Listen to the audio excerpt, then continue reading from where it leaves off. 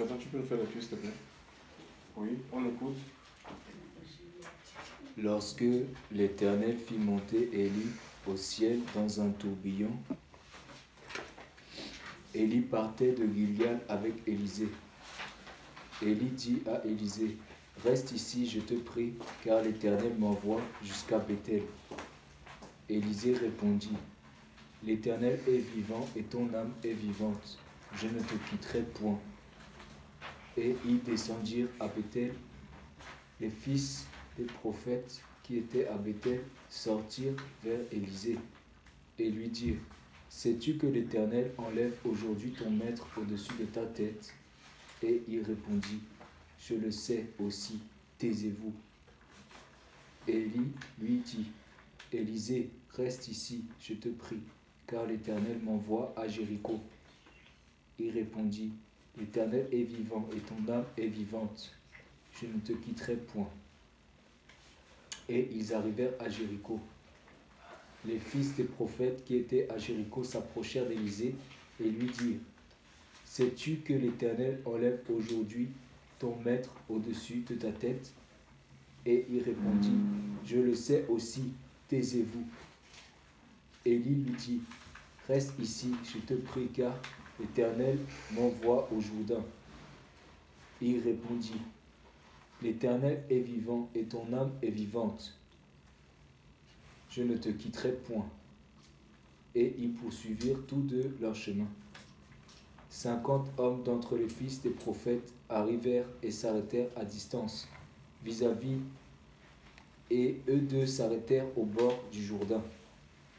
Alors Élie prit son manteau, le roula et en frappa les eaux, qui se partagèrent çà et là, et ils passèrent tous deux à sec. Lorsqu'ils eurent passé, Élie dit à Élisée, « Demande ce que tu veux que je fasse pour toi, avant que je sois enlevé d'avec toi. » Élisée répondit, « Qu'il y ait sur moi, je te prie, une double portion de ton esprit. » Élie dit, « Tu demandes une chose difficile, mais si tu me vois pendant que je serai enlevé d'avec toi, cela t'arrivera ainsi, sinon cela ne t'arrivera pas. » Comme il continuait à marcher en parlant, voici un char de feu et des chevaux de feu les séparèrent l'un de l'autre, et Élie monta au ciel dans un tourbillon. Élisée regardait et criait, « Mon père, char d'Israël et sa cavalerie !» Et il ne le vit plus. Saisissant alors ses vêtements, il les déchira en 2 morceaux, et il releva le manteau qu'Élie avait laissé tomber. Puis il retourna et s'arrêta au bord du Jourdain. Il prit le manteau qu'Élie avait laissé tomber, et il en frappa les eaux, et dit, « Où est l'Éternel, le Dieu d'Élie ?» Lui aussi, il frappa les eaux, qui se partagèrent çà et là, et Élisée passa. Les fils des prophètes qui étaient à Jéricho, vis-à-vis, l'ayant vu, dirent, « L'esprit d'Élie repose sur Élisée. » Et ils allèrent à sa rencontre et se prosternèrent contre terre devant lui. Et il lui dit, « Voici, il y a parmi tes serviteurs 50 hommes vaillants. » Ici, ce passage nous parle de comment Élie fut enlevé, d'accord? Élie c'était un homme de Dieu, un prophète qui a accompli, avec qui Dieu a accompli de grandes choses. Notamment, il a eu à défier les 450 prophètes de Baal, et 400 prophètes d'Astarté, dont 850 prophètes qui étaient des prophètes séduits par Jézabel, qui travaillait pour le compte de Jézabel, qui disait au roi tout ce qu'il voulait, le roi Akab, tout ce qu'il voulait entendre. Élie avait défié ces personnes. Élie aussi, il a eu à donner des paroles, par exemple à la veuve de Sarepta, chef de sœur, dans un temps de famine, Et ces paroles-là se sont accomplies. Aussi, je crois qu'il y a une scène où Akab va envoyer des hommes,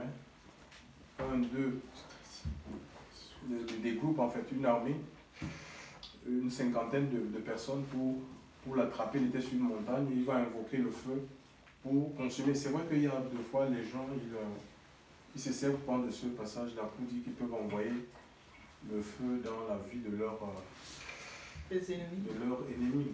Donc, il faut comprendre que nous sommes l'église néo-testamentaire. Hein. Donc, et c'est Jésus, nous sommes disciples de Jésus en fait. On n'est pas disciples de Moïse. Hein. Les gens qui deviennent disciples de Moïse, vous allez les trouver, ils vont prendre aussi un bâton. Ils vont avoir un bâton, ils ont un bâton un peu comme... Ils sont disciples de Moïse, donc ils vont utiliser le bâton.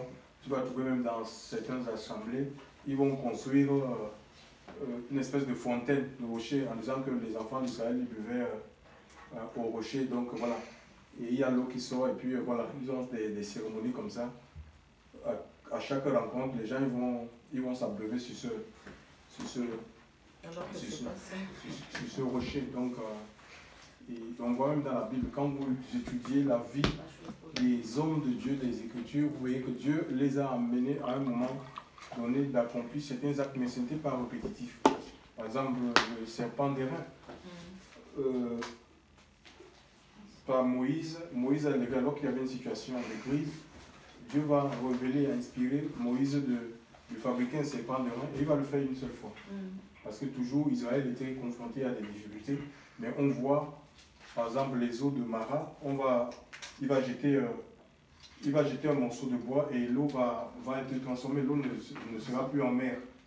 C'est pareil pour Élisée aussi en fait. Élisée, à un moment donné, il y aura des eaux en mer, quand il va devenir prophète, il va verser du sel et l'eau qui produisait la mort va produire la vie. Et on voit par exemple avec chez la Sunamite, hein, la fille de la Sunamite va mourir, il va s'étendre, ça ne va pas devenir des rites en fait. Tu vois un peu? C'est un peu ça. Et il y a beaucoup d'hommes de Dieu qui font comme ça. On va dire, oui, il y a le sel dans la Bible, mais je vais utiliser le sel. Est-ce que Dieu t'a demandé d'utiliser le sel? On ne peut pas construire une doctrine sur les expériences des gens en fait. Tu vois un peu, les expériences que les gens ils ont eues dans les Écritures. Tu ne peux pas construire une doctrine de la sorte avec ces expériences-là. Tu vois un peu? Donc, ce n'est pas des choses qui étaient figées. Dieu les a inspirées pour un temps. C'est comme ce roi qui était malade. Isaïe va dire, fais une masse de figues et pose sur la plaie de ce roi, il sera guéri. Et on voit le résultat. Dieu ne t'a rien dit. Toi, tu dis, parce que c'est dans les Écritures, je vais le faire. Non. Nous suivons Jésus. Il a dit, vous allez chasser les démons. Vous allez imposer les mains aux malades. Vous voyez? En mon nom. Il dit, en son nom. On n'a pas besoin d'autre chose. On n'a pas besoin de support visuel, physique, pour dire on doit s'appuyer maintenant sur ça pour apporter, parce que dans la Bible, il y a tel homme de Dieu qui a agi comme ça. C'est religieux. D'accord? On doit dépendre. Le disciple ne peut pas être plus grand que le maître.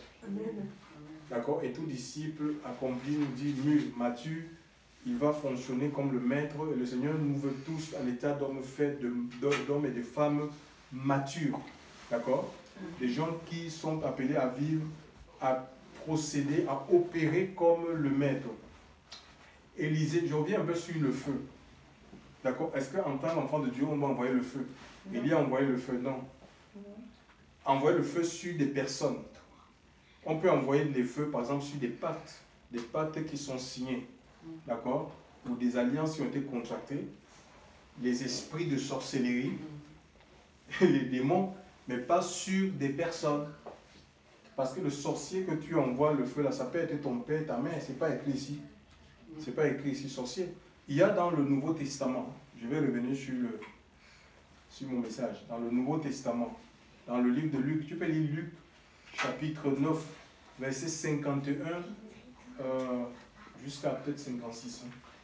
Ouais, écoutez ce que le Seigneur dit. Je vais revenir sur le message. Luc 9, à partir du verset 51.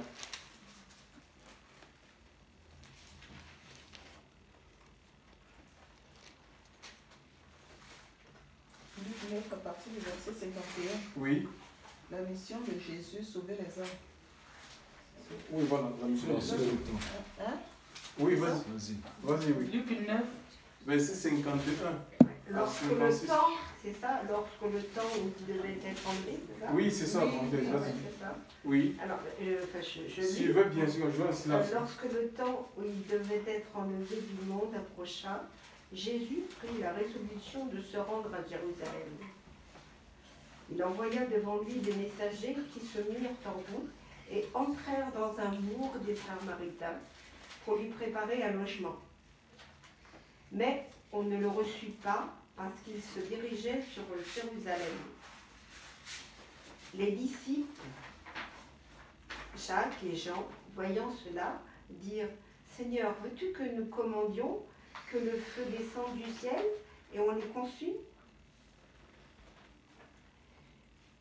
Jésus se tourna vers eux et les réprimanda, disant « Vous ne savez de quel esprit vous êtes animés. » Jusqu'à combien là?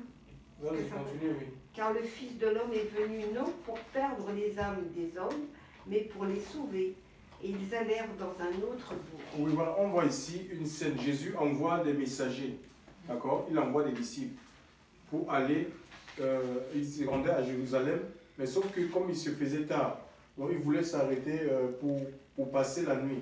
Donc il y a dans cette ville-là, la ville de Samarie, on refuse de les recevoir. Donc ils sont confrontés à un obstacle, à une difficulté. Alors comme eux, ils étaient charnels, ils ont dit non. Et même qu'ils lisaient, ils avaient la connaissance de les Écritures en fait, les prophètes. Donc sûrement, ils avaient lu avant que Jésus ne devienne leur disciple, ils lisaient les prophètes là. Voilà ce que Élie, à un moment donné, les savait, parce qu'ils disent à Jésus, mais veux-tu que nous commandions le feu, que le feu descende et détruise ces personnes qui refusent que nous rentrions dans leur ville? Tu vois, non, parce que c'est les Samaritains, seulement ils ont refusé parce qu'il n'y avait pas de rapport entre les Samaritains et les Juifs. Le Seigneur a dit, mais ils disent comme Élie a fait, parce que Élie, donc ils avaient les récits d'Élie. Comme Élie a fait, il avait invoqué vraiment le feu du ciel pour consumer les 50 hommes qui étaient venus l'arrêter. Il y a le premier groupe, et le feu est descendu, ça a consumé. Le deuxième, pareil. L'autre, après, ils ont été un peu, ils ne sont pas venus de force, ils ont parlé. Et ça, sûrement Dieu lui a dit, non, descends, suis-les. Ils sont partis. Donc, Jésus va les réprimander, en fait. Jésus va les blâmer en disant, mais vous ne savez de quel esprit. Donc, ce n'est pas un esprit de destruction. Le Saint-Esprit n'est pas là. Ce n'est pas un esprit de sorcellerie, mon ami. Nous ne sommes pas animés par l'esprit de sorcellerie, d'accord? C'est l'esprit de Dieu. Hein? Et l'esprit de Dieu n'est pas là pour perdre les âmes, hein? Pour détruire les vies. L'esprit de Dieu est là pour détruire les œuvres des ténèbres. Donc il faut bien faire la différence. D'accord? Les œuvres des ténèbres, les œuvres de sorcellerie, mais ce n'est pas là pour détruire les sorciers. Parce que ces sorciers-là, ce sont des créatures de Dieu. D'accord? Ce sont des créatures de Dieu. Ils sont faits à l'image, selon la ressemblance de Dieu, mais ils ont été séduits par Satan. Hein? Il dit que le Fils de l'homme n'est pas venu pour perdre les âmes, mais pour les sauver. Vas-y. Et quand, parce que souvent quand je prie, je dis que le feu vient consumer tout ce qui est en moi qui ne confesse pas le nom de Dieu. Oui, des choses mauvaises. C'est pas, par exemple, c'est pas des l'impureté. Frère, ne coupe pas ta parole. Vas-y, je t'écoute. La parole, c'est dit que ceux qui sont animés par l'esprit de sorcellerie, Dieu n'a pas dit qu'il les détruit, mais c'est l'esprit qui les anime. C'est pour ça qu'il dit que je ne combat pas la chair, le sang, mais contre des esprits méchants qui habitent. Voilà, c'est oui, mais est-ce que vous comprenez ce que je dis? Je suis en train de dire. Voilà. Est-ce que vous comprenez ce que je dis? C'est l'esprit qui habite aux hommes. Oui. C'est pas les hommes qu'on envoie le feu. Oui, mais je dis que oui. Mais on ne peut pas envoyer. Qui habite dans la personne, on les chasse. C'est ce que je suis en train de dire. Le feu, voilà. Mais est-ce que vous comprenez ce que je suis en train de dire? Que tu n'envoies pas le feu aux sorciers. On n'envoie pas le feu aux sorciers.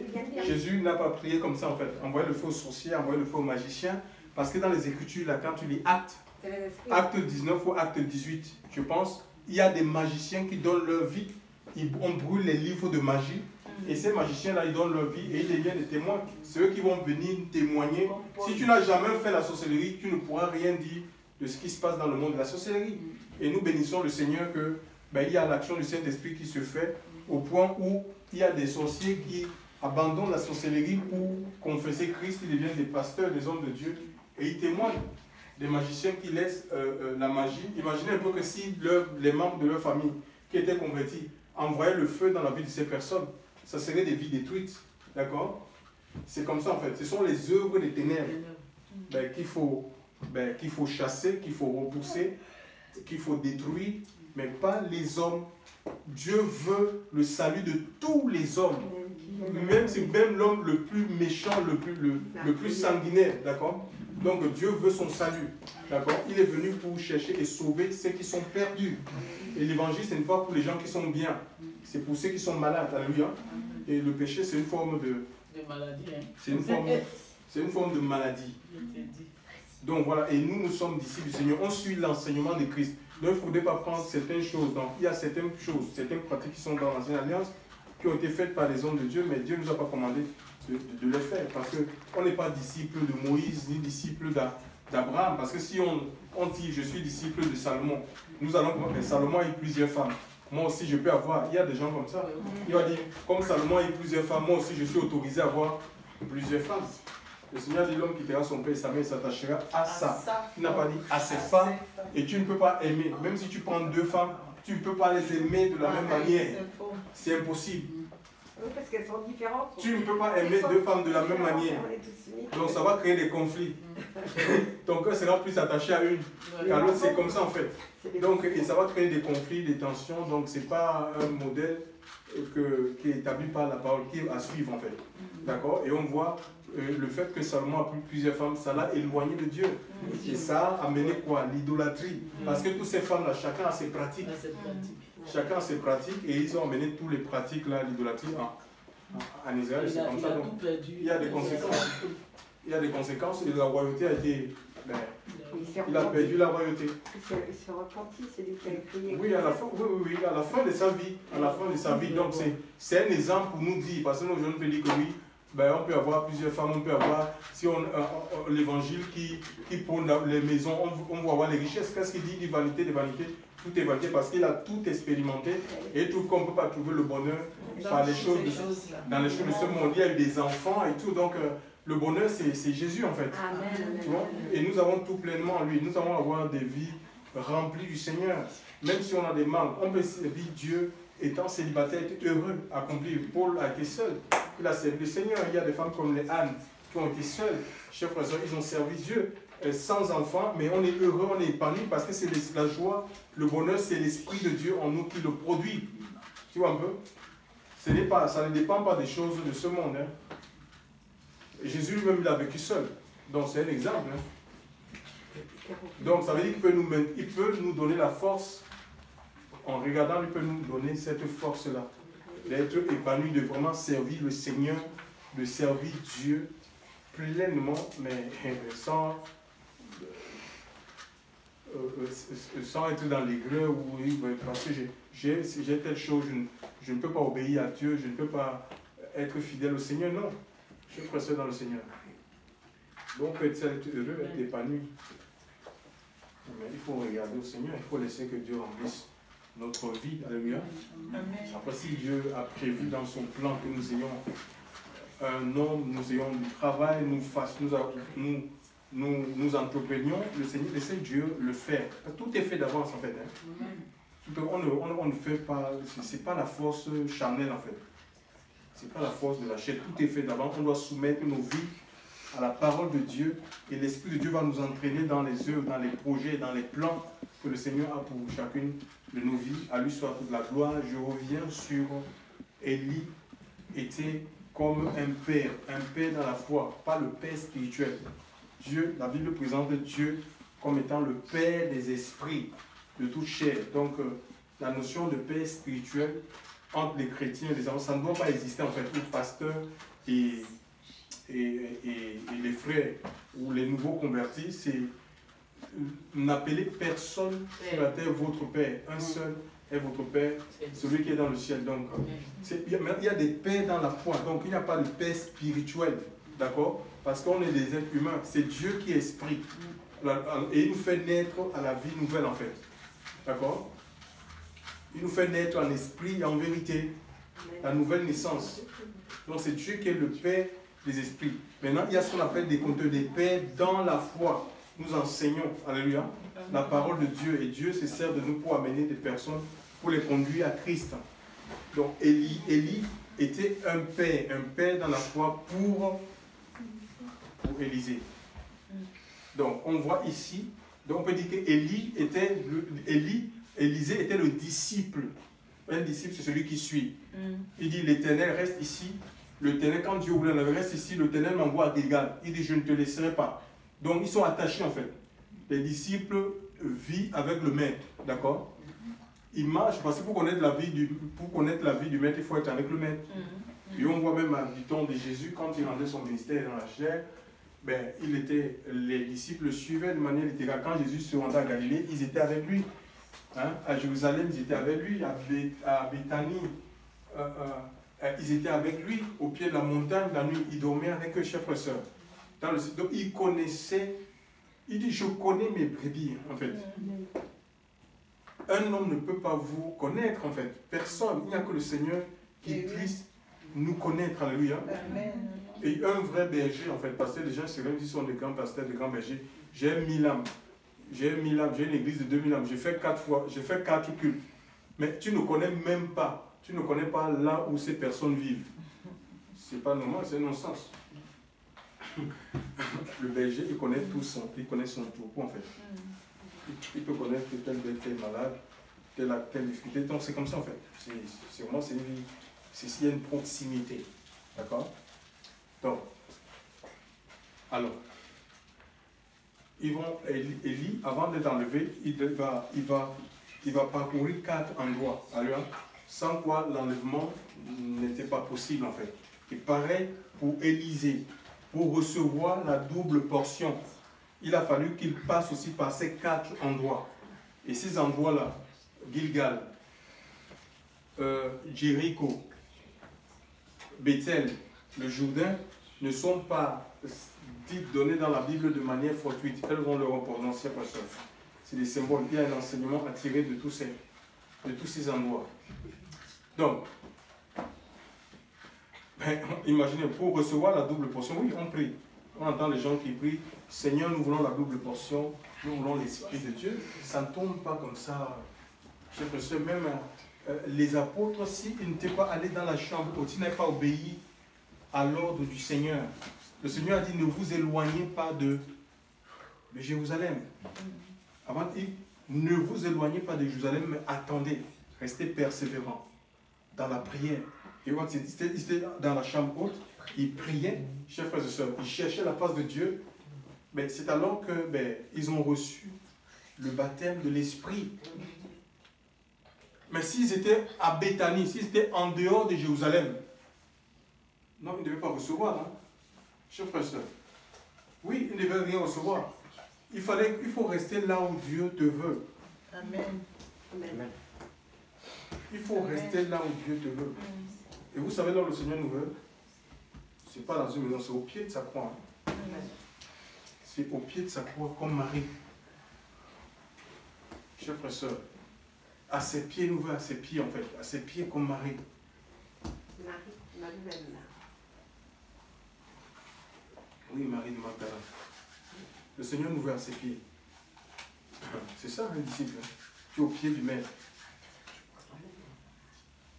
Oui, voilà, on a besoin. C'est lui qui nous instruit, il nous communique. Il a des choses qu'il veut nous communiquer. Ce que Dieu me dit, c'est souvent, c'est différent de ce qu'il veut te dire. D'accord? Il a des choses à nous communiquer de manière personnelle, de manière intime. Donc il y a ces endroits-là. Il a fallu qu'il traverse ces endroits avant de vivre, que Élie traverse ces 4 endroits avant de vivre l'enlèvement, avant d'être enlevé. Et pareil, idem pour le prophète Élisée. Élisée, il a fallu qu'il passe par ces endroits avant de recevoir le revêtement, le manteau d'Élie. S'il restait à Gilgal ou à Bethel, il dit non mais je suis fatigué de marcher. Il n'aurait pas reçu le manteau. Hein. Mais ça n'aurait pas compromis l'œuvre de Dieu parce que si on ne suit pas, si on ne veut pas suivre le Seigneur, mais il nous disqualifie en fait. Il lève une autre génération, c'est comme ça, il lève pas une autre personne. C'est comme ça, on ne peut pas se prévaloir de quoi que ce soit pour penser qu'on est indispensable. On doit suivre. Il nous a sauvés, nous étions esclaves de Satan. Nous étions disciples, j'étais même disciples de Satan. D'accord? On accomplissait les œuvres du diable et le Seigneur, il nous a rachetés de cette vaine manière de vivre. Il nous a arrachés du monde pour nous introduire dans son royaume et dans le but d'être à son service. D'accord? Nous sommes au service d'une dénomination, d'un système d'église, d'une association quelconque. On est au service de Dieu. D'accord? On est au service du Seigneur, il faut qu'on soit à l'écoute de Dieu. On ne doit pas t'imposer de faire quoi que ce soit. Nous devons agir avec conviction. Amen. D'accord? Avec conviction. Moi, je vois dans les Écritures, même l'apôtre Paul avec ses collaborateurs, comme Apollos, il sollicite Apollos dans les Épîtres, d'aller quelque part. Il dit que mais, donc, Apollos n'était pas disposé, tu vois un peu, et que peut-être, bon, il n'est pas disposé, mais il viendra vous voir plus tard. Il voulait le sauter pour aller visiter les assemblées, pour les fortifier, pour les encourager. Et Apollos n'est pas parti parce que Paul lui a dit, va, non, ce n'est pas une œuvre religieuse. C'est vraiment pas une œuvre religieuse, on te dit, oui, là, toi tu vas aller dans tel endroit. Même au fond de toi, tu sens que tu ne vas pas partir. Tu te lèves. Je suis obligé de partir parce que l'homme de Dieu a dit. C'est pas comme ça en fait. Donc, il faut qu'on arrive à ce côté, à respecter ce que le Seigneur met dans la vie des uns et dans la vie des uns et des autres. Donc, la première étape, c'est Gilgal. Gilgal, c'était une zone qui se trouvait dans les plaines de Jéricho, en fait. Hein. Et cet endroit-là, à Gilgal, quand ils ont traversé le Jourdain, quand Moïse était enlevé, le Seigneur va dire à Josué de se fabriquer des couteaux de pierre. Des couteaux de pierre, pourquoi? Parce que Israël, donc quand ils sont sortis de l'Égypte, la génération qui était sortie de l'Égypte, on les avait circoncis. D'accord? Et maintenant, en marchant, il y a eu des naissances. Tout au long de quand ils marchaient pour aller dans le pays promis, la Canaan. Et quand on dit, par exemple, l'Écriture nous dit qu'Israël a marché pendant 40 ans, c'est pas qu'il marchait 40 ans jour pour jour, jour et nuit. Il ne marchait pas jour et nuit comme ça pendant 40 ans, tu vas te fatiguer quand même. Non, en fait, ils étaient sous la nuit, ils marchaient sous la direction de la nuit, sous la direction de l'esprit, qui était symbolisée par la nuit et le jour. Et la nuit, cette nuée s'est transformée en colonne de feu. Donc, dans le livre de Nombre 33, vous allez voir, vous lisez peut-être Nombre 33, vous verrez qu'ils ont stationné, donc ils stationnaient en fait. Pendant 52 fois, il y a 52 stations. Et dans le même livre-là, dans le livre de Nombre, Nombre 9, verset 15, il nous est dit que quand la nuée s'élevait, Israël aussi s'élevait, donc on levait les camps, ils vivaient sous les tentes. D'où la fête des tentes, fête des cabanes quand ils sont arrivés dans le pays de Canaan. Ils vivaient sous les tentes. Donc, ces gens-là, ils marchaient sous l'ordre de Dieu en fait. Quand la nuée s'élevait pour partir, ça veut dire que là on parlait du jour. Et ils levaient les camps où Moïse sonnait la trompette. Hein, il y avait différents sons. Et le peuple était déjà accoutumé à ces sons. Ça veut dire que ça veut dire rassemblement. Ça veut dire lever le camp, démonter les tentes par rapport au son qu'ils entendaient. En ordre de marche. D'accord?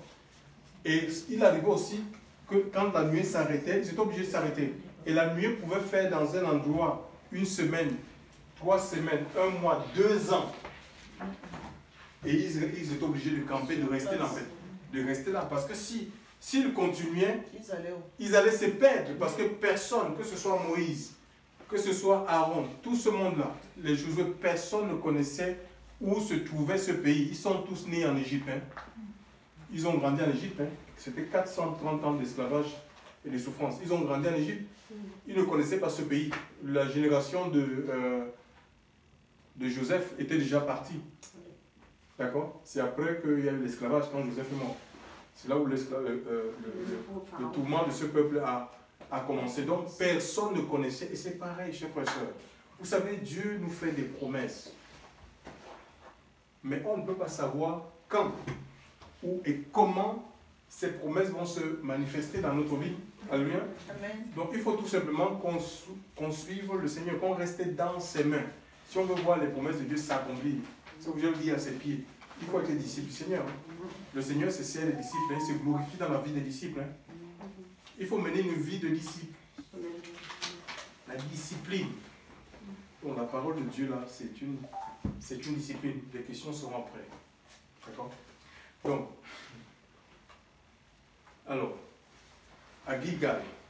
Donc, à Gilgal, et là, donc, je disais qu'il y a une génération qui est née au désert. Donc, quand ils campaient comme ça, vous faites 2 ans, il y a des femmes qui tombaient enceintes. Donc, il y avait des accouchements. Et on ne les avait pas circoncis, en fait. Toute cette génération qui est née au désert. C'est pourquoi arriver à Gilgal. Gilgal, ça veut dire action de rouler. Le Seigneur va enlever, donc il va demander à Josué de fabriquer des couteaux de pierre et de circoncire toute cette génération. Parce qu'il fallait qu'il en c'était le signe de l'alliance donné par Dieu à leur patriarche Abraham. D'accord? C'était la marque de, on appelle ça comment? La marque de la reconnaissance. Dieu reconnaissait son peuple à ce signe-là. Hein, la circoncision consistait en l'ablation du prépuce chez les mâles. C'est une épreuve qui est douloureuse. D'accord? Oui, ça fait mal, hein? Bien sûr. Jusqu'à la guérison. Et la Bible nous dit que quoi? L'Écriture, aujourd'hui, la circoncision qui plaît à Dieu, parce qu'il y a des gens qui veulent retourner dans les choses de la chair, en fait. C'était une circoncision qui était charnelle pour une période, parce que Jésus n'était pas encore venu inaugurer, je peux dire, l'ère chrétienne, en fait, hein, la nouvelle alliance. Donc, elle était, donc, à cette époque-là, dans ce régime-là, le régime de la loi, ça avait toute sa place, toute son importance. Mais on voit que celle qui plaît à Dieu aujourd'hui, et même avant que le Seigneur ne vienne, il y a eu des interpellations à travers des prophètes où le Seigneur disait, à la place de déchirer vos vêtements, s'il vous plaît, circoncisez vos cœurs. Alléluia. La circoncision, elle est spirituelle. Et ça, ce n'est pas des couteaux, ce n'est pas des lames. Je peux dire, c'est l'Esprit de Dieu, c'est l'épée de la parole qui vient, parce que le cœur, c'est la partie la plus sale de l'homme. Hein. Et le prépuce aussi, c'est une partie qui garde la saleté, en fait. Les gens qui ne sont pas circoncis sont obligés de nettoyer ça, en fait. Tu vois un peu? Ça garde la saleté, la crasse. Donc, le Seigneur veut, et le cœur, c'est un peu comme ça. C'est une décharge, en fait, où il y a toutes sortes de saletés. C'est du cœur que naissent les meurtres, les pensées impures, les adultères, tout ce qui est mauvais. Hein, avant de commettre quelque chose, c'est-à-dire qu'on pense d'abord ça. Hein, on entretient ça, ça se nourrit en nous, avant de sortir, avant que ça devienne des actes. D'accord? Et le Seigneur, et c'est dans cette partie-là, en fait, le Seigneur veut que nous lui donnions. Il faut qu'on lui donne le cœur, alléluia. Il faut qu'on lui donne notre cœur. Parce que s'il contrôle notre cœur, mais on a fini avec le péché, en fait. C'est le cœur dans la circoncision, elle est spirituelle. Et le culte que le Seigneur, Philippiens 3, on peut dire Philippiens 3, verset 3.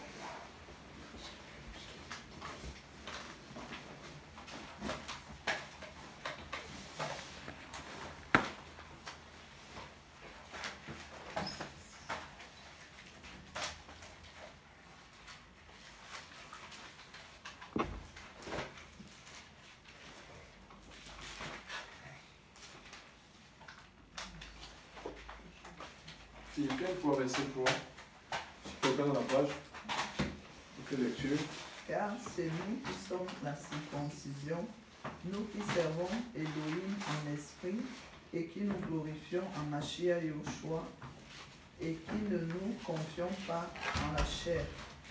Oui, donc la circoncision, elle est spirituelle. Hein. Le culte que le Seigneur veut, c'est un culte en esprit. Et en vérité, ce n'est pas un culte dans la chair où on a besoin d'un temple physique à tout prix, ou qu'on appelle la maison de Dieu. C'est nous qui sommes devenus cette maison, chez frères et sœurs, alléluia.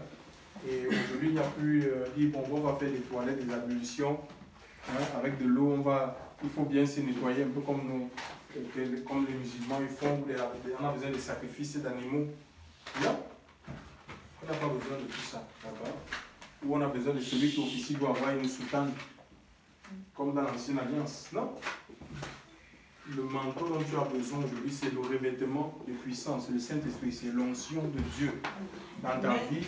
Et cette onction est à la portée des disciples. Il faut croire dans le Seigneur. Alléluia. Celui qui croit en moi, les fleuves d'eau vive couleront de son sein. Ce sont les fleuves de l'Esprit. Hein, vont couler de son sein jusque dans la vie éternelle. Donc c'est une vie jaillissante, une vie qui jaillit jusque dans l'éternité. Alléluia. Jusqu'à ce que le Seigneur vienne. Et notre cœur, nous devons le protéger. Nous devons garder notre cœur plus que toute autre chose. Plus que ta carte bancaire, tu dois garder ton cœur. Hein. Plus que ton porte-monnaie, plus que tes pièces d'identité. Parce que c'est là que Dieu met des sources. C'est là que vous mettez les sources de la vie. Alléluia. Dieu met des sources. Alléluia. Il veut remplir nos vies. Amen. Hein, par son esprit. Alléluia. Gloire à Dieu. Donc maintenant, on continue. Giga, ça dit action de rouler. Donc ça dit que Dieu enlève, roulait le pauvre du peuple. Ce qui fait leur honte. D'accord? Le Seigneur a enlevé ce qui fait leur honte. D'accord? Et le Seigneur Jésus enlève la honte. D'accord? La honte, le pauvre, la honte. On ne peut pas être au Seigneur. Dans le Seigneur, on continue à avoir honte. Je n'ai pas de travail, je vais mentir que non. Pourquoi? La vie chrétienne ne se définit pas par le travail. Je ne suis pas marié en GM. Oh, tu n'as pas encore, depuis que tu es dans cette asile, tu n'as pas encore trouvé de mari. J'ai honte de dire non, je suis seul, je suis bien. Je n'ai pas honte. Je n'ai pas d'enfant. Je ne peux pas avoir honte parce que je n'ai pas un enfant. Ou parce que je n'accouche pas, parce que je suis stérile. Quand je dis dans le Seigneur, non. Le Seigneur enlève la honte. Hein. Dieu enlève ce sentiment-là en nous. On ne peut pas avoir honte parce que je n'ai pas d'argent ou je suis à pied, je n'ai pas de voiture. Je vais avoir honte. Parce que non, le Seigneur enlève ça, je suis heureux. J'ai la joie de vivre. Même s'il n'y a rien, j'ai la joie de vivre. Non, Dieu, parce que ma joie provient de qui? Ça provient de Jésus.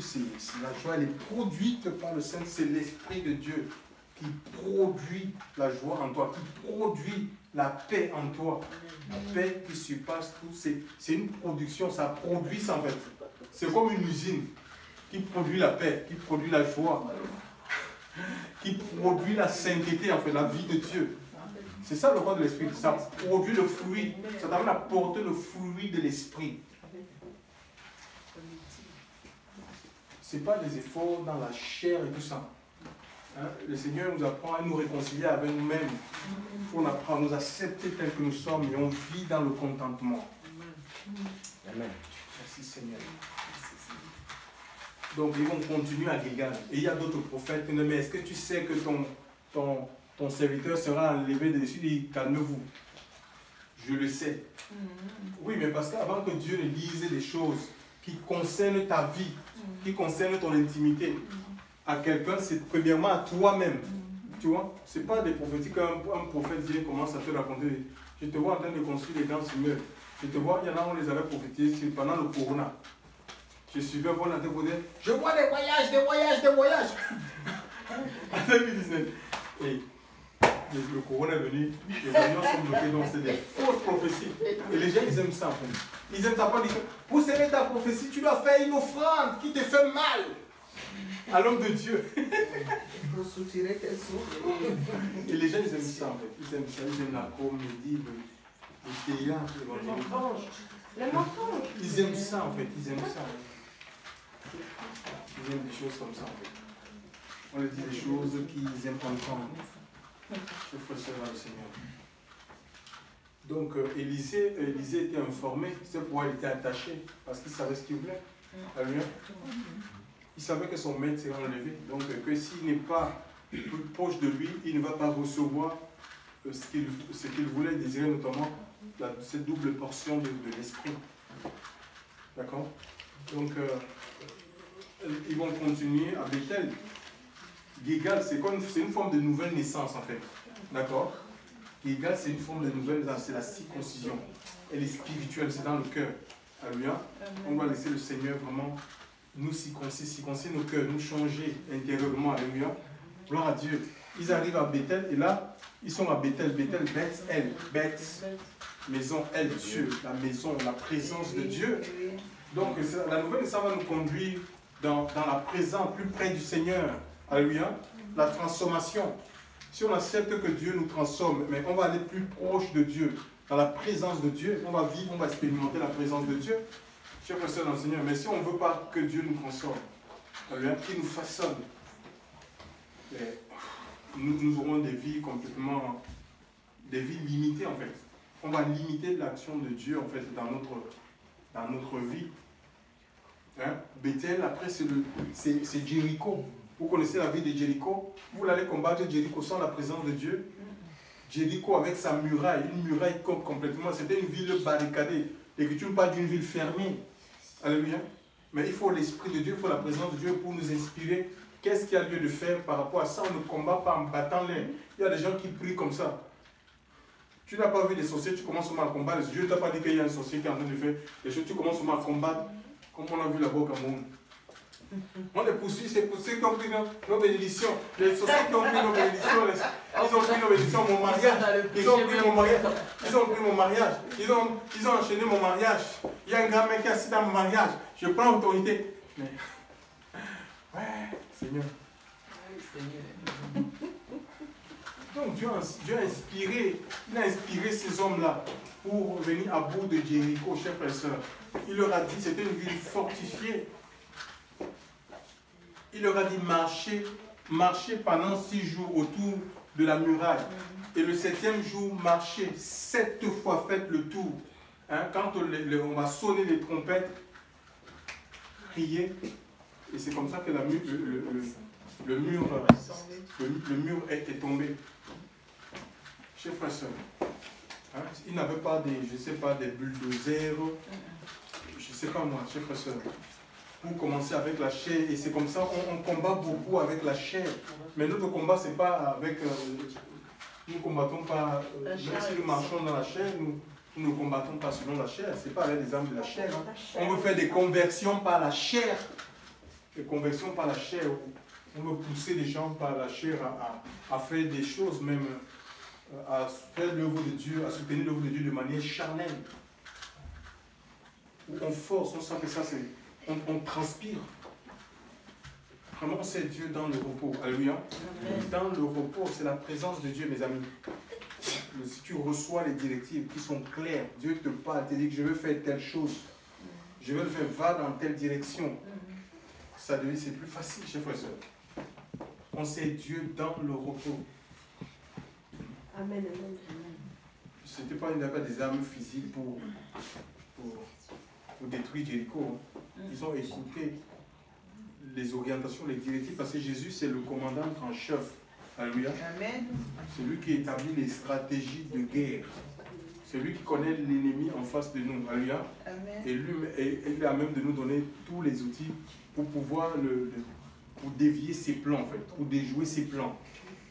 Donc, il faut faire corps avec le Seigneur. Il faut se marier avec le Seigneur. Hein. La présence de Dieu, ça c'est important. Et puis après il y a le Jourdain. Le Jourdain, ça veut dire qu'il descend. Mais oui. L'orgueil, ça précède quoi? La chute. Hein? Si on est un chrétien qui ne veut pas descendre, ou on refuse des reproches, on est toujours en train de vouloir se justifier. C'est pareil, ça laisse personne, même les hommes de Dieu en fait. Tu vois des choses qu'il fait, des pratiques, dans des pratiques qui ne sont pas bien. Tu essaies de le ramener, ne juge pas. Ah ben non, mais on ne juge pas. C'est des actes, des choses que tu fais qui ne sont pas conformes, on a le droit de te reprendre.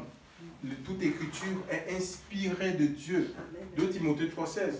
utile, on peut te corriger en tant qu'enfant de Dieu. Comme on corrige les élèves, parce que nous sommes dans une école, l'école du Saint-Esprit. Alléluia. Donc on peut te corriger, on est là pour apprendre. Comme on corrige, c'est pour t'amener à être meilleur. C'est pour t'amener à progresser.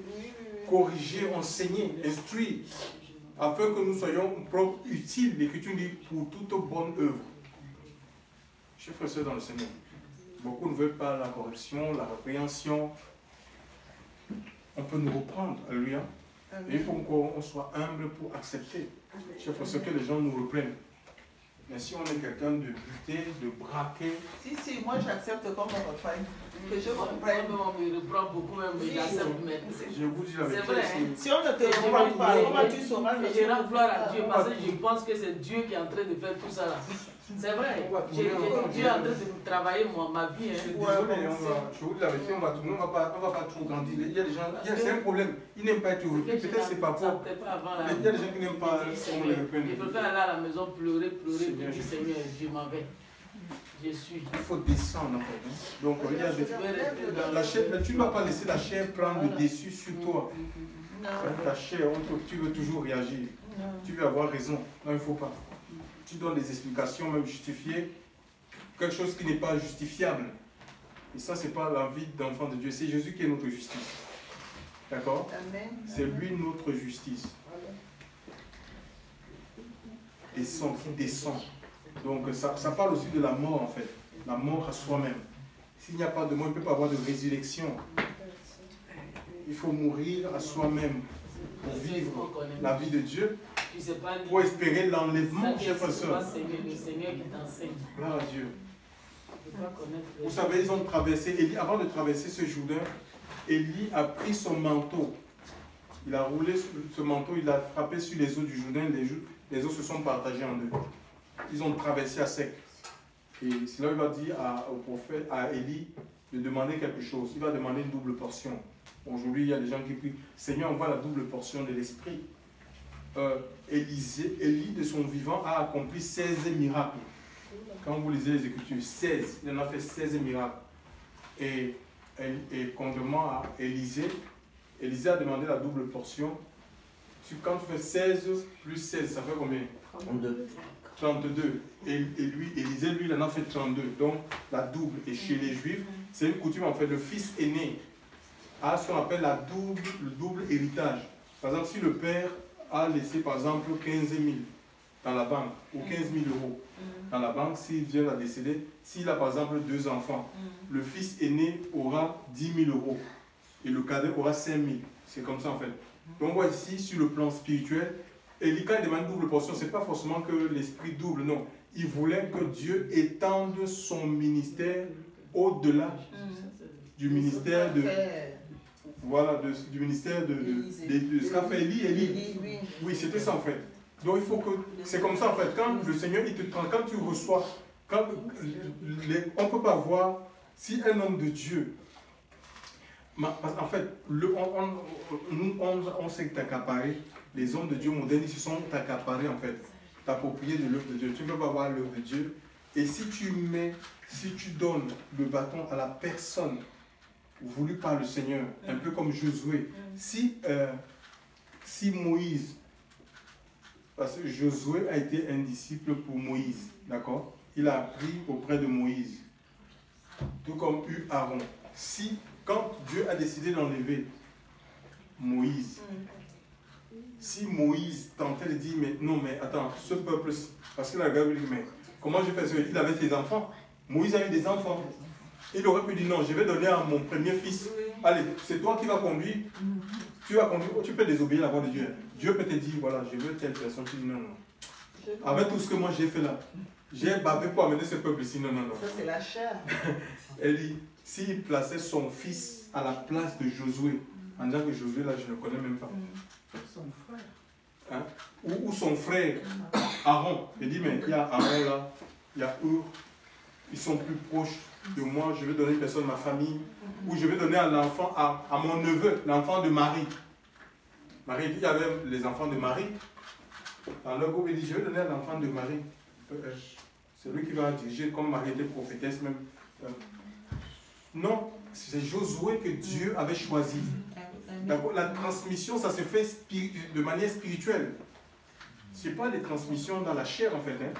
Conduit par l'Esprit de Dieu. Et on voit que Josué est rentré avec le peuple dans le pays de la promesse. Parce que c'était l'homme qui était voulu par le Seigneur. Et c'est la même chose aujourd'hui. Tu peux pas voir, ça dit c'est le prolongement. Josué est le prolongement du ministère de Moïse. Élisée est le prolongement du ministère d'Élie. Nous sommes, c'est comme une course de relais. D'accord? Dans une course de relais, si vous voyez ça, il y a un bâton. Tu vas courir, à un moment donné, tu t'arrêtes, tu transmets le bâton à une personne qui va, lui, il va continuer et il va transmettre à un autre. Ce n'est pas une transmission dans la chair ou le rejet d'une ancienne génération et maintenant nous voulons la place au jeune homme. C'est conduit par le Seigneur pour continuer dans la même vision, la même onction, chers frères et sœurs. C'est pourquoi les enfants, les prophètes qui étaient là, 50 fils de prophètes qui étaient là, quand Élisée est en train de retourner à la case de départ, il va prendre le manteau qu'il a reçu du prophète Élie, il va le rouler, et il va frapper sur les eaux du Jourdain à son tour. Les eaux vont se partager textuellement comme qu'avait fait Élie. Et il va passer, et c'est là, dans le verset 15, c'est là où les enfants les fils des prophètes qui ont dit non. L'esprit, c'est eux qui ont dit que l'esprit du prophète d'Élie repose sur Élisée. Ce n'est pas Élisée qui s'est mis à faire les chantages, à faire la publicité de lui-même sur Facebook ou sur YouTube. Je suis l'homme de Dieu, je suis l'envoyé de Dieu, je suis le prophète, tel machin, tout ça. Je suis l'évangéliste. Non. Ce sont les gens qui ont reconnu. D'accord? Même si appelé par le Seigneur, tu n'as pas besoin de crier sur les toits. Hein? L'onction de Dieu va parler pour toi. La présence de Dieu en toi va parler pour ta propre vie. Il faut laisser Dieu te révéler en fait. C'est Dieu qui te révèle. C'est Dieu qui... Et les gens vont reconnaître qu'est-ce qu'ils ont... Parce qu'ils ont vu ça, ils sont venus se prosterner. D'accord? On ne les a pas forcés à venir. Eux-mêmes, ils ont vu. Ils sont venus se prosterner. Nous avons besoin. Et l'action de Dieu, elle est moindre aujourd'hui dans les églises. Pour les gens, ils ne veulent même pas le Seigneur. Parce que l'Esprit de Dieu ne règne pas pleinement. Alléluia. Quand il y a l'Esprit de Dieu, les gens, ils sont touchés en fait. Ils viennent seuls, le témoignage est là en fait. L'église en témoignage, il y a des gens qui vont se convertir. Donc il faut qu'on retourne, c'est la vie des disciples qu'il faut. Hein? Et le Seigneur dit que le disciple ne peut pas être plus grand que le maître. Luc 6, on peut lire ça. Luc 6, verset 40. Luc 6, verset 40, c'est ça le problème. Sommes-nous véritablement disciples de Christ? Est-ce que l'Esprit du Seigneur repose véritablement sur nous? Les 50 hommes là, ils ont reconnu que l'Esprit d'Élie repose sur Élisée. Est-ce qu'on peut dire que l'Esprit de Dieu repose encore aujourd'hui dans nos assemblées? C'est des questions qui méritent réponse, oui. À partir du premier verset. Oui, parce que le Seigneur, ce n'est pas que la lettre. Hein. L'évangile, ce n'est pas des théories, ce n'est pas des discours. C'est une démonstration. Ça s'accompagne avec la puissance de Dieu. Amen. Une puissance réelle. On ne peut pas avoir des discours, seulement des discours, des paroles. Non. Il faut une démonstration de puissance. Il faut des guérisons parce que le Seigneur n'a pas changé. Il faut des transformations. Il faut que les paralytiques se relèvent, que les sourds entendent, que les aveugles voient. Chers frères et sœurs dans le Seigneur. Et que les gens abandonnent la vie de péché pour marcher dans la vie de sainteté. C'est ça l'évangile. Oui, à partir du verset 40, oui. Le disciple n'est pas au-dessus de son maître. Oui. Mais tout disciple accompli sera comme son maître. On dit que le disciple ne peut pas être au-dessus de son maître. Tu ne peux pas être supérieur parce que le disciple est appelé à être enseigné par son maître dans le but de reproduire. Il est dépositaire d'un enseignement, d'un trésor. Il est dépositaire de l'enseignement de son maître. Et tu ne peux pas donner un autre enseignement que celui que tu as reçu ton maître. Tu ne peux pas être au-dessus. Mais aujourd'hui, on a des disciples ou des apôtres, des gens qui se disent Seigneur, mais qui sont au-dessus. Au-dessus du maître. Si toi, le maître n'a pas vendu, si le maître n'a pas vendu l'évangile, Pourquoi tu vas vendre l'évangile? Si tu vends, tu n'es pas disciple du Seigneur. Ça veut dire que tu es au-dessus de Jésus. Jésus n'a pas enseigné ce message-là. Amen. Il dit, vous avez reçu gratuitement, donnez gratuitement. Tu vends les prophéties, tu vends les paroles de connaissance, tu as transformé l'assemblée en marché. Et tu dis que tu te réclames de Jésus. C'est pourquoi il dit, beaucoup m'appelleront Seigneur, Seigneur, diront ce jour, Seigneur, Seigneur. Nous avons fait ceci en ton nom. Les impositions des mains, c'est payant. Les baptêmes aussi. Les baptêmes payants. Consultation, on n'a pas le jeu de consultation prophétique. Payant. Et on dit, un disciple, non, on veut suivre le Seigneur. Le disciple ne peut pas être au-dessus du maître. Donc tu ne peux pas faire les choses que le maître n'a jamais fait. Alléluia. Donc, et pour cela, il faut être attaché au maître en fait. Il faut être attaché au maître, il faut être attaché à son esprit. Donc il y a un disciple dans la Bible qui, au lieu d'être attaché au maître, il s'était attaché à l'amour de l'argent. Judas, et on voit là où ça l'a conduit. À sa perte, il s'est pendu. Il s'est pendu tout seul. Donc il a été triste, mais ce n'était pas la tristesse selon Dieu. Parce que la tristesse selon Dieu, l'Écriture dit, d'après 2 Corinthiens 7, nous dit, verset 10, nous dit que ça conduit au salut en fait. Mais c'était une tristesse selon le monde. Ça veut dire qu'il a été découvert en fait. Toute sa mascarade, Dieu a dévoilé sa vie. Les choses qu'il faisait dans le secret. Parce qu'il s'est dit que mais comme il avait l'habitude de voir Jésus même face à une foule déchaînée, le Seigneur pouvait s'éclipser en fait. Il pouvait s'échapper parce que ce n'était pas son temps. Il a dit mais non mais, et lui, étant trésorier, il volait dans la bourse. Ce qu'on mettait dans la bourse, il prenait pour lui. Il a dit mais même si je vends ce Jésus, je vois même face à une foule qui est déchaînée comme ça, il arrive à s'éclipser au milieu d'eux. Il marche sur les eaux. Même si je le vends pour 30 étagères, là, il va disparaître, on ne va pas le tuer. Non. Il ne savait pas que c'est là que son péché a été vu au grand jour. Et la honte là, la honte que pendant 3 ans, tu as dormi avec quelqu'un. Seigneur, 3 ans, tu as été enseigné avec quelqu'un, vous mangez sur le même plat.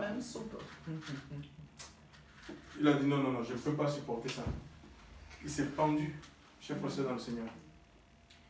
Et voilà, donc vraiment, soyons disciples du Seigneur et conformons-nous à son enseignement. Alléluia. Il dit, recevez mes instructions et vous aurez du repos pour vos âmes. Dans le livre de Matthieu, recevez mes instructions et vous aurez du repos pour vos âmes. Mon fardeau est doux et léger. D'accord? Donc voilà, et le Seigneur nous porte, il y a des épreuves, il y a des difficultés parce que la vie du disciple, ce n'est pas évident. Lui, le bois vert, s'il n'a pas été épargné, ce n'est pas nous, le bois sel qu'on va épargner, mais on peut compter sur la fidélité de Dieu. On peut compter sur le secours du Seigneur, on peut compter sur son aide, il nous soutient dans les épreuves, dans les difficultés, il nous soutient par le Saint-Esprit. À lui soit toute la gloire. Nous allons prier, chacun va prier pour sa vie, pour son aide, ce qui résiste à la parole de Dieu dans nos vies, là où nous avons du mal à suivre, là où parfois on est tenté, on peut céder, demandons du Seigneur de nous communiquer la force. Vraiment, nous voulons le suivre, nous voulons marcher dans ses voies, nous voulons obéir au Saint-Esprit, nous voulons dépendre du Seigneur. C'est ça, le disciple dépend, il dépend de son maître.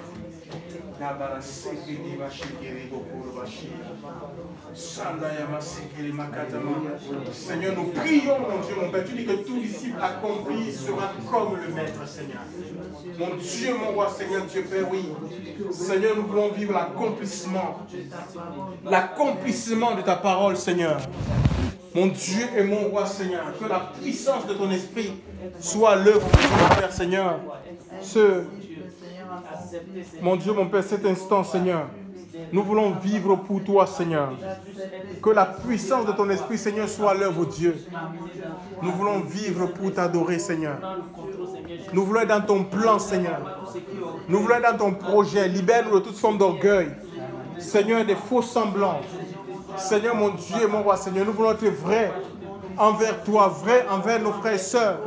Seigneur, que le Saint-Esprit nous visite. Que le Saint-Esprit nous touche encore en ce matin, Seigneur Dieu.